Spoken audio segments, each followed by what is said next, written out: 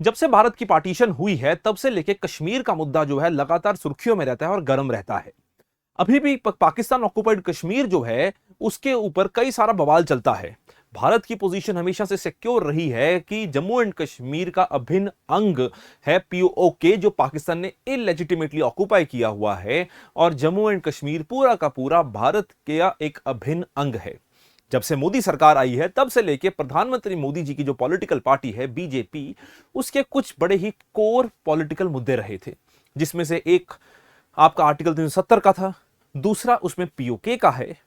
और इन मुद्दों को लेकर अक्सर डिस्कशन होती है कि जब भारत में आज सरकार इतने डिसाइसिव पॉलिसी के फैसले लेती है, सरकार ऑफेंसिव रियलिज्म की पॉलिसी को मानती है, क्या उस समय के ऊपर भारत इस नतीजे पे पहुंच सकता है कि पीओके भारत में वापस आ सकता है? इसको लेकर भारत के होम मिनिस्टर अमित शाह जी ने पार्लियामेंट में कहा था कि हम इसको मानते हैं कि ये भारत का हिस्सा है और जान दे देंगे कश्मीर के लिए।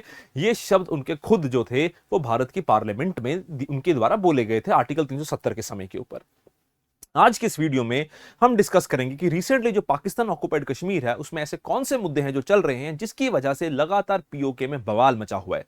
आज की इस वीडियो में हम साथ ही साथ ये समझेंगे कि इतिहास क्या कहता है, पॉलिटिकल डॉक्ट्राइन्स क्या हैं, अभी इकोनॉमिक सिचुएशंस क्या हैं, इसमें इंटरनेशनल चाइना का क्या रोल है और भारत का क्या रिस्पांस रहता है पीओके के जो क्राइसिस चल रहे हैं उसको लेके।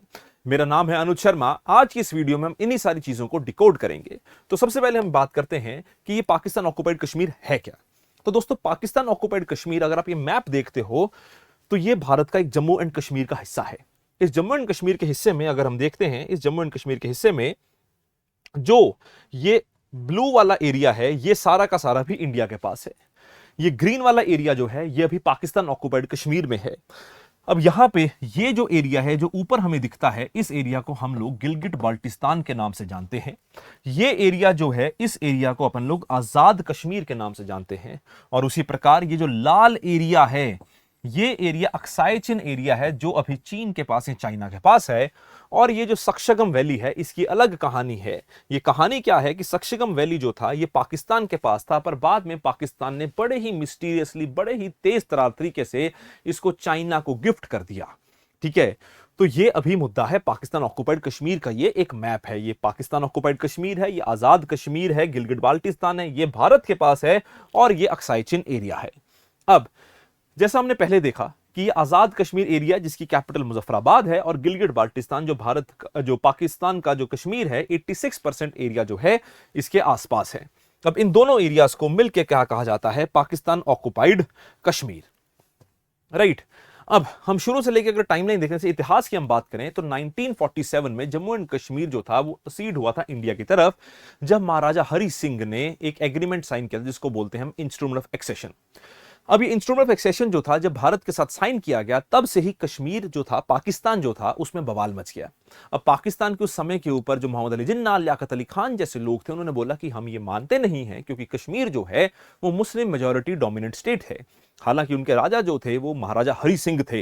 अब इसको लेकर बवाल मचा, तो भारत ने कहा कि नहीं सर, ये एरिया हमारा है। जिसके बाद पाकिस्तान ने इन्फिल्ट्रेट करने की कोशिश भी करी, और उसके बाद अब सब जानते हैं सरदार पटेल वाली कहानी, पंडित नेहरू वाली कहानी, और किस तरह से हमने भारत ने इंस्ट्रूमेंट ऑफ एक्सेशन साइन करके कश्मीर को अपने पास रखा। पर उस समय के ऊपर भारत ने क्या किया? भारत ने यूएन के पास गया। अब यूनाइटेड नेशन द्वारा लेके मीडिएशन की गई। अब उस मीडिएशन का एक नतीजा क्या निकला कि उस मीडिएशन में सीज फायर लाइन की बात की गई। उस मीडिएशन में सीज फायर लाइन जो था उसकी बात करी गई। अब ये जो सीज फायर था, इस सीज फायर को एलओसी बनाया गया, और तब से लेके आज तक यही एलओसी चलता आ रहा है, जिसको भारत अभी एक्सेप्ट तो करता है, पर भारत कहता है कि ये जो पाकिस्तान ऑक्युपाइड कश्मीर का हिस्सा है ये पाकिस्तान ने इल्लीगली ऑक्युपाई किया हुआ है। अब इसमें अगर हम देखते हैं, और 1963 में पाकिस्तान ने जो सक्शगम वैली मैंने आपको अभी दिखाई थी, सक्शगम वैली पाकिस्तान ने इल्लीगली सीड कर दी, चाइना को ली। अब 1984 में इंडियन पार्लियामेंट ने यह कहा कि entire state of Jammu and Kashmir including PoK is an integral part of India. 2019 में भारत ने आर्टिकल 370 को एब्रोगेट किया। जम्मू एंड कश्मीर वो सारी कहानी आप जानते हैं। और धीरे धीरे अभी 2023 से लेकर 2026 तक लगातार पीओके में प्रोटेस्ट जो हैं वो भड़क रहे हैं, प्रोटेस्ट चलते जा रहे हैं। वो प्रोटेस्ट क्यों चलते जा रहे हैं? जैसे पहले इलेक्ट्रिसिटी टैरिफ को लेकर बात हुई, कि जो पीओके गिलगिट बाल्टिस्तान रीजन है वहां पे हाइड्रो इलेक्ट्रिक पावर प्रोजेक्ट्स हैं, हम आगे भी देखेंगे। अब जो हाइड्रो इलेक्ट्रिक पावर प्रोजेक्ट्स हैं वो अच्छी बिजली जनरेट करते हैं, पर इस चीज के बावजूद भी जो पीओके के लोग हैं, गिलगिट बाल्टिस्तान के लोग हैं, वो हायर प्राइसेस पे करते हैं बिजली के लिए। फिर वहां पे फूड शॉर्टेजेस हुए और अभी रिसेंटली 12 जो लोग हैं जिनकी सीट्स को रिजर्व किया गया उसको लेके बवाल मचा, और जब लोगों ने प्रोटेस्ट किया तो आर्मी और पुलिस ने अपनी ब्रूटैलिटी दिखाई, जैसा वो पाकिस्तान में हर बार दिखाते हैं। और उसके बाद उन्होंने जो ऑर्गेनाइजेशन मूवमेंट को लीड कर रही थी उसको बैन ही कर दिया। अब उसके बाद प्रोटेस्ट बढ़ के, आप हिसाब लगाइए दिमाग कितना बढ़िया चलता है पाकिस्तान की फौज का, कि जो स्टेक होल्डर्स प्रोटेस्ट कर रहे हैं आप उनसे बातचीत करते हैं या उनको बैन लगा देते हैं। पाकिस्तान तो ऐसा बदतमीज देश है, उसने बैन ही लगा दिया। अब अगर हम आगे देखते हैं तो इंडिया का क्या लीगल कॉन्स्टिट्यूशनल प्रोविजन रहा है शुरू से लेकर आज तक। जैसे मैंने आपको बताया कि महाराजा हरि सिंह ने बात करी, हम भारत आज भी रिजर्व करता है कुछ सीट्स जम्मू एंड कश्मीर में पीओके के लिए, और सेम सीट्स भारत जो है वो पार्लियामेंट में भी रिजर्व करता है, ये कहते हुए कि ये जो है भारत का इंटेग्रल हिस्सा है। अब जो पीओके है, पाकिस्तान ऑक्युपाइड कश्मीर, वहां पे एक सीपेक नाम का प्रोजेक्ट है जो चाइना का चलता है, जिसको बोलते हैं चाइना पाकिस्तान इकोनॉमिक कॉरिडोर। अब चाइना के बहुत सारे पैसे, बिलियंस ऑफ डॉलर्स इसमें इन्वेस्ट हुए हैं। भारत इस प्रोजेक्ट को मानता नहीं है। भारत कहता है क्योंकि ये लैंड जिसके ऊपर आप प्रोजेक्ट बना रहे हो ये इलीगली ऑक्युपाइड है, इसको कब्जाया हुआ है पाकिस्तान ने, और अगर उस कब्जे के ऊपर लैंड के ऊपर आप प्रोजेक्ट बना दोगे तो वो प्रोजेक्ट लेजिटिमेट या सही नहीं हो जाएगा। तो भारत की ये बेसिक पोजीशन है। अब इसमें दो रीजन्स हैं, एक है आजाद कश्मीर, दूसरा है गिलगिट बाल्टिस्तान। आजाद कश्मीर 14% हिस्सा है, जैसे हमने पहले भी कहा, सेल्फ गवर्निंग है, ओन असेंबली, प्राइम मिनिस्टर है, सुन्नी मेजॉरिटी है, पंजाबी स्पीकिंग माइग्रेंट्स इसमें है पॉपुलेशन प्रोफाइल। इसका स्ट्रेटेजिक स्टेक क्या है कि यहां पे एक मंगला डैम है जो पंजाब प्रॉक्सिमिटी और माइग्रेंट वोट सिक्स बैंक है। अब इनकी कोर डिमांड क्या है एज ऑफ नाउ, कि जो 12 नॉन लोकल रिजर्व सीट गई हैं, जो अभी रिसेंटली आया है 12 नॉन लोकल्स को रिजर्व सीट दे दी गई है इनकी असेंबली में, उसको बंद किया जाए, उसको खत्म किया जाए। और दूसरी ओर जो है वो है गिलगिट बाल्टिस्तान। अब गिलगिट बाल्टिस्तान जो है ना, इसको डायरेक्टली एडमिनिस्ट्रेट करती है पाकिस्तान की हुकूमत। अब इनकी ये डिमांड क्या है कि हमें भी सेल्फ रूल का मौका दिया जाए, जैसा मौका आजाद जम्मू एंड कश्मीर को दिया गया है पाकिस्तान के द्वारा। अब ये शिया मेजॉरिटी है। अब पाकिस्तान में सुन्नी और शिया की जंग भी चलती है, सिविल डिस्प्यूट भी है, क्योंकि गिलगिट बाल्टिस्तान शिया मेजॉरिटी है। इसकी वजह से इस्लामाबाद, मतलब पाकिस्तान का जो मिलिट्री हेडक्वार्टर्स या पॉलिटिकल हेडक्वार्टर्स आप बोल सकते हो, वहां पे जहां से पाकिस्तान चलता है, वहां और इनके बीच में एक सेक्टेरियन जंग भी है, सेक्टेरियन टेंशंस भी है, क्योंकि पाकिस्तान में ज्यादातर जो लोग हैं वो सुन्नी मेजॉरिटी पॉपुलेशन है और गिलगिट बाल्टिस्तान जो है ये शिया मेजॉरिटी डोमेन है, जिसकी वजह से प्रॉब्लम जो है वो और बढ़ती है। फिर चाइना पाकिस्तान इकोनॉमिक कॉरिडोर है और इनकी बेसिक सी डिमांड है कि हमारे पास भी सेल्फ गवर्निंग के राइट्स होने चाहिए। अब ये सीपैक और चाइना का रोल क्या है? अब ये जो गिलगिट बाल्टिस्तान है, जैसे मैंने आपको बताया कि यहां पे चाइनीज प्रोजेक्ट तो आया, पर गिलगिट बाल्टिस्तान के लोगों ने बोला कि सर यहां पे चाइनीज प्रोजेक्ट आ गया, आप अपने जिंगजियांग प्रोविंस से निकलते हुए सीपैक लेके आए हो जो अल्टीमेटली ग्वादर पोर्ट तक जाएगा, जो बलूचिस्तान में है, और उसकी अलग कहानी है, उसका अलग डिस्प्यूट है। तो उन्होंने बोला कि अगर आप ये प्रोटेस्ट लेके आए हो, ये सारी बातें अगर आप कर रहे हो, तो इसके बावजूद भी जॉब क्रिएशन तो है नहीं, इसके बावजूद भी रिसोर्स स्केर्सिटी तो है, इसके बावजूद भी पुलिस सिक्योरिटी फोर्सेस जो है वो हैवी हैंडेडनेस यूज करती हैं, तो हम लोगों का यहां पे स्टेक क्या है, हम लोगों की यहां पे पावर क्या है, जिसकी वजह से प्रोटेस्ट जो हैं वो और एस्केलेट होते हैं। और चाइना को इसमें डेंजर क्या है? चाइना कहता है कि हमारे बिलियंस ऑफ डॉलर्स जो हैं वो इन्वेस्ट हुए हैं। चाइना का जो सीपैक का प्रोजेक्ट है ये $60 बिलियन का प्रोजेक्ट है, तो हमारे जो बिलियंस ऑफ डॉलर्स इन्वेस्ट हुए हैं, इन बिलियंस ऑफ डॉलर्स को हम वेस्ट तो नहीं जाने देंगे, जिसकी वजह से पाकिस्तान की जो मिलिट्री फोर्सेस है वो और ज्यादा वहां पे ह्यूमन राइट वायलेशन करती है, ताकि चाइना का पैसा बर्बाद ना हो। अब देखो, यहां के लोगों के ह्यूमन राइट वायलेशन की कोई कदर नहीं है, पर चाइना का पैसा बर्बाद ना हो, इसके लिए वहां की मिलिट्री और ज्यादा डिस्प्यूट क्रिएट करती है अपने ही लोगों के साथ। अब अभी की कंट्रोवर्सी क्या है जिसकी वजह से इतने मुद्दे भड़क गए? ये 12 सीट की कंट्रोवर्सी है। मतलब क्या है कि पीओके में 53 सीट असेंबली है, 33 seats direct elected by people, 12 seats reserve for Jammu and Kashmir migrant settled across Pakistan, कि जो जम्मू एंड कश्मीर के माइग्रेंट्स हैं जो पाकिस्तान के पूरे सेटल हो रखे हैं, उनके लिए यहां 12 सीट्स रिजर्व की गई हैं। 8 अदर रिजर्व सीट्स वुमेन, उलमा, टेक्नोक्रेट्स, ओवरसीज, ये अलग कहानी है। अब ये 12 सीट का डायलेमा क्या है कि 12 सीट्स रिजर्व करने की आपने बात कर दी। अब ये रिजर्व्ड सीट्स के ऊपर लोग को बिठाएगा कौन? इन रिजर्व सीट्स के ऊपर लोगों को बिठाएगी पाकिस्तान की हुकूमत या फिर पाकिस्तान की एस्टेब्लिशमेंट, जैसा वहां कहते हैं, पाकिस्तान की सरकार। अब ये वहां पे एस्टेब्लिशमेंट को बिठाएंगे। अब ये 12 लोग वहां पीओके में रहते नहीं हैं, ये 12 लोग बाहर रहते हैं, ये माइग्रेंट्स हैं, बाहर से आए हैं और यहां पे सेटल्ड हैं। अब इनका कोई रोल नहीं है, लोकल इलेक्शन का कोई रोल नहीं है, लोकल इलेक्शन कमीशन का रोल नहीं है इन 12 लोगों की इलेक्शंस में। तो ये जो 12 लोग हैं, इनकी इलेक्शन में ना लोकल इलेक्शन कमीशन का कोई रोल है, ना लोकल पॉपुलेशन का कोई रोल है। तो जब लोकल पॉपुलेशन और लोकल इलेक्शन कमीशन का इसमें कोई रोल नहीं है, तो वहां के लोगों ने बोला कि ये बाहर वाले आउटसाइडर्स हमें रिप्रेजेंट कैसे कर सकते हैं। अब इसमें प्रॉब्लम क्या है? सिर्फ रिप्रेजेंटेशन की प्रॉब्लम नहीं है, फाइनेंशियल प्रॉब्लम भी है कि ये जो 12 लोग हैं, इनकी सैलरीज, इनका खर्चा, इनका इंसेंटिव सब जो है वो यहीं के लोकल वोटर्स उठाएंगे।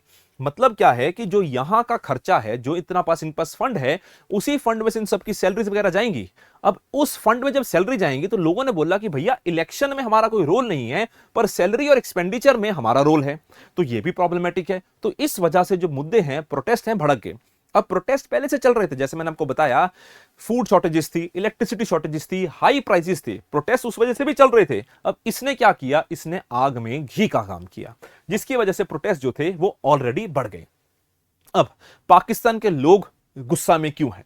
पहला मैंने बताया आपको, क्रॉनिक अंडर डेवलपमेंट है भैया, पिछड़ा हुआ देश ही है, पिछड़ा हुआ इलाका भी है। सब्सिडाइज वीट शॉर्टेजेस, क्योंकि इलेक्ट्रिसिटी बिल बढ़ रहे हैं, फूड शॉर्टेजेस हो रही हैं, पाकिस्तान में महंगाई इतनी बढ़ रही है। फिर इस्लामाबाद अपॉइंटेड डिप्लोमेट्स की, अब बाहर से ब्यूरोक्रेट्स आएंगे, वो हमें चलाएंगे। और हैवी सिक्योरिटी डिप्लॉयमेंट, क्यों? मिलिटेंसी का नाम लेके। एक मिलिटेंट स्टेट है, उसी को मिलिटेंट से खतरा है, यही पैराडॉक्स है, यही आयरनी है। तो इस वजह से लोग सड़कों पे, लोगों ने प्रोटेस्ट किया। अब लोग जो है ना, वो देखते हैं कि यार इंडिया में क्या होता है। अब इंडिया में, हमारे देश में, हालांकि अभी जम्मू एंड कश्मीर एक यूनियन टेरिटरी है, फिर भी पीसफुल इलेक्शन हुए, इलेक्टेड सीएम है, यूनियन गवर्नमेंट है, उसमें भी रिप्रेजेंटेशन है, एमपीज हैं, लोकल एमपीज हैं। अब वहां पे हमने अभी कुछ सीट्स रखी हुई हैं जम्मू एंड कश्मीर असेंबली में भी और अपनी पार्लियामेंट में भी, लोकल लोगों के लिए कि पीओके आएगा, हम उनको रिप्रेजेंटेशन देंगे। तो एक तरफ पीओके, जो पाकिस्तान ऑक्युपाइड कश्मीर है, वहां के लोग देखते हैं कि हमारे ही भाई बंधु हैं, एक समय के ऊपर हम बिछड़ गए थे, पर ये कितने ज्यादा सही तरीके से रह रहे हैं, इनकी सरकार इनको सुन रही है। मैं ये नहीं बोल रहा हूं कि कश्मीर में कुछ प्रॉब्लम्स नहीं है, बिल्कुल है, अंडर डेवलपमेंट थोड़ी हमारे कश्मीर में भी है, लैक ऑफ जॉब अपॉर्चुनिटीज हमारे साइड ऑफ कश्मीर में भी हैं, पर भारत की सरकार जो है, या जम्मू एंड कश्मीर की जो सरकार है, वो मिलकर काम कर रही है, सारे स्टेक होल्डर से बात करके डेवलपमेंट ओरिएंटेशन में सरकारें जा रही हैं। जो हमारे पीओके, जो पाकिस्तान ऑक्युपाइड कश्मीर है, जो आइडियली हमारा ही हिस्सा है, वहां पे ऐसा नहीं है, वहां पे ह्यूमन राइट वायलेशंस भी होती हैं। अब 2026 के प्रोटेस्ट की बात करें तो जो मैं आपको बता रहा था कि इलेक्ट्रिसिटी से शुरू हुए, सुप्रीम कोर्ट की वर्डिक्ट आ गई, उन्होंने बोला कि बिल्कुल बढ़िया है। अब जिसके बाद 80,000 लोग ईदगाह ग्राउंड में इकट्ठे हुए रावलकोट में, जेएसी करके जॉइंट अवामी एक्शन कमेटी बनी। अब जॉइंट अवामी एक्शन कमेटी के चेयरमैन है सरदार अमन खान। इन्होंने आर्मी को कहा कि, आर्मी को एक्यूज किया कि इन्होंने फायरिंग कर दी, ये कहते हुए कि ये लोग आतंकवादी हैं। उन्होंने कहा कि सर, हम पीसफुल प्रोटेस्ट कर रहे हैं, हम अपनी बात रखने के लिए आए हैं, आप हमें आतंकवादी कह रहे हैं। जिसके बाद जेएसी ने 38 डिमांड्स रखी, जिसमें से उन्होंने कहा कि यार हमारे को पाकिस्तानी कंट्रोल नहीं, हमें अपना कंट्रोल चाहिए। इसके बाद हुआ क्या कि पाकिस्तान की फौज ने और वहां की पुलिस ने ब्रुटैलिटी करी, फायरिंग करी, जिसके बेसिस के ऊपर 15 लोगों को जान गंवानी पड़ी। अब मैंने जैसे को पहले बताया कि अगर प्रोटेस्ट हो रहा है, आपने प्रोटेस्ट को रोकना है, लोगों से बात करनी है, तो आप लोगों से बात करो। बल्कि पाकिस्तान की हुकूमत ने क्या किया, उन्होंने लीगल एक्शन ले लिया, जेएसी को बैन कर दिया। जिस जॉइंट अवामी एक्शन कमेटी की हम बात कर रहे हैं, उसको बैन कर दिया। यह कह दिया कि जो लोग पार्टिसिपेट करेंगे इसमें और जो लोग प्रोटेस्ट करेंगे, उनके ऊपर बाउंड्रीज लगा दी कि भैया हैवी सिक्योरिटी डायलेमा है, प्रोटेस्ट लीडर्स के ऊपर कम्युनिकेशन रिस्ट्रिक्शन है, अनरेस्ट बहुत ज्यादा बढ़ गया। और इंटरनेशनल एको क्या है कि ब्रिटेन में इस चीज की चर्चा हुई कि भैया कम्युनिकेशन जो है बेटर होना चाहिए, और वहां के लोगों के ऊपर जो कम्युनिकेशन बैरियर लगाया है वो नहीं होना चाहिए। और भारत ने सिंपल सा कहा कि पुलिस ब्रुटैलिटी है और पाकिस्तान में यही चलता आया है, इसलिए हमें देखना पड़ेगा। अब गिलगिट बाल्टिस्तान इंपॉर्टेंट क्यों है? एक मैंने आपको बताया, चाइना पाकिस्तान इकोनॉमिक कॉरिडोर है। दूसरा, प्रोविंशियल स्टेटस डायलेमा है कि वहां पे अभी भी प्रोविंसेस, क्योंकि मैंने आपको पहले बताया डायरेक्टली कंट्रोल्ड है, डायरेक्टली एडमिनिस्ट्रेटर है, सेल्फ रूल नहीं है। और तीसरा, टेरर इंफ्रास्ट्रक्चर। भारत में जो टेरर आता है ना, उसके बहुत सारे बेसिस पाकिस्तान ऑक्युपाइड कश्मीर में है। क्यों? प्रॉक्सिमिटी है। पाकिस्तान भी चाहता है कि इंडिया को परेशान करे। उसके लिए जो उन्होंने पॉलिसी निकाली थी, ब्लीड इंडिया थ्रू 1000 कट्स की, उसमें गिलगिट बाल्टिस्तान एक बड़ा इंपॉर्टेंट रोल प्ले करता है। अब इंडिया का पोजीशन क्या है? इंडिया ने बोला कि भैया जम्मू एंड कश्मीर पूरा हमारा है, यहां पे पाकिस्तान जो है पुलिस ब्रुटैलिटी कर रहा है, हमारे लोगों के साथ गलत कर रहा है, इसके लिए जब जम्मू एंड कश्मीर हमारे पास आएगा तो हम इसको संभाल लेंगे। अब इंडिया की पॉलिसीज कैसे चेंज हुई है पाकिस्तान के साथ? प्री 2611 हमारे देश में डिफेंसिव रिस्ट्रेंट था कि हम चाहते थे कि यार प्रॉपर तरीके से बातचीत हो, हम जीरो डेटरेंस की पॉलिसी को मानते थे, पर साथ ही साथ जो क्रॉस बॉर्डर नेटवर्क्स थे हम उसके ऊपर कहते थे कि प्रॉब्लम है, पर हम फिर भी बातचीत करते थे। 2026-11 के बाद डोजियर डिप्लोमेसी हुई कि हमने एविडेंस सबमिट करे, कसाब वाले सारी बातें आप सबको जानते हैं, उसमें ज्यादा एक्सप्लेन करने की जरूरत नहीं है, और उसके बाद उसको फांसी भी हुई। फिर आया उरी। भारत ने 2016 में जब उरी हुआ उसके बाद भारत ने न्यू इंडिया डॉक्ट्रिन अपनाया, जिसमें हमने ये कह दिया कि भैया भारत पाकिस्तान को हम धीरे धीरे काउंटर करेंगे, जिसके बाद सर्जिकल स्ट्राइक्स भी हुए।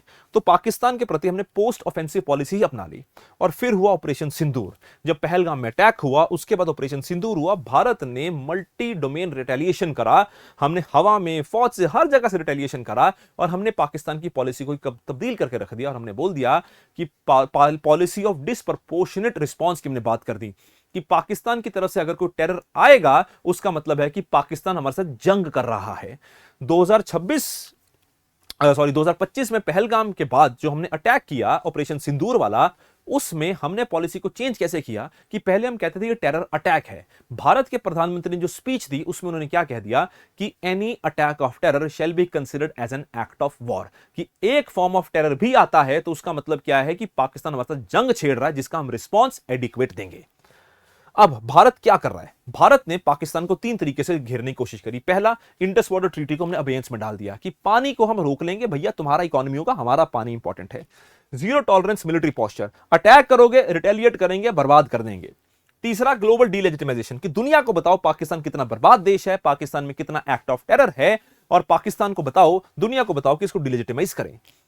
तो प्रेजेंट थीसिस क्या है पाकिस्तान के साथ जो है? एक तो स्ट्रेटेजिक वल्नरेबिलिटी है, क्योंकि ऑब्वियस सी बात है चाइना की पॉलिसी है, डोमेस्टिक इंप्लोजन, जेएसी प्रोटेस्ट हो रहे हैं, ह्यूमन राइट वायलेशन है, और सिंदूर डॉक्ट्राइन जो इंडिया का चलता है। तो ये है सारा का सारा मुद्दा पीओके का और अभी के डिस्प्यूट्स का। अगर आपको ये वीडियो अच्छी लगी तो इस चैनल को सब्सक्राइब कीजिए, हमारी वीडियो को शेयर कीजिए, लाइक कीजिए। मेरा नाम है अनुज शर्मा, मिलते हैं अगली बार। Thank you and all the best.